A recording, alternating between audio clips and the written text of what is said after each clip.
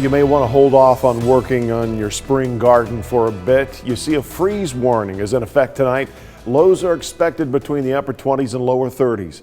A local nursery owner says you'll need to bring your potted plants or greenhouse flowers inside to make sure they survive. People have taken their indoor plants out.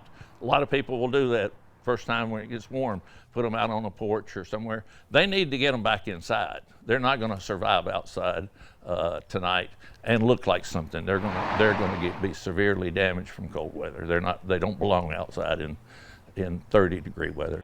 Well, when I get concerned, I always cover. And that's what we're doing today, is covering, as you can see. For the most part, most plants that are in the ground, shrubbery and things like that, may get bit from the cold weather, but I don't expect them to damage them to the point where they won't recover.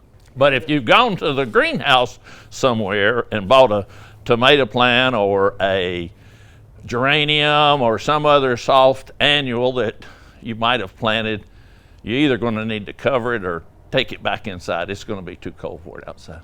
I feel certain probably some people have planted some. It'll never make it in this cold weather. We're here to sell the plants, and we like them to look good when the customer gets here, so we cover to just keep our plants looking good. And cloth is the best way to cover this. That's what you want to cover with, is cloth. A plastic sheet, if you leave it on there, it can actually freeze under the sheet and cause as much damage. It'll draw moisture up against the plastic on the inside, and that can cause about as much damage as leaving it uncovered. So we have a cloth that's really made for nurseries, but that's not something that most people are going to have, so they might have to resort to like a sheet or a light blanket or something like that. We can cover the whole nursery if we have to.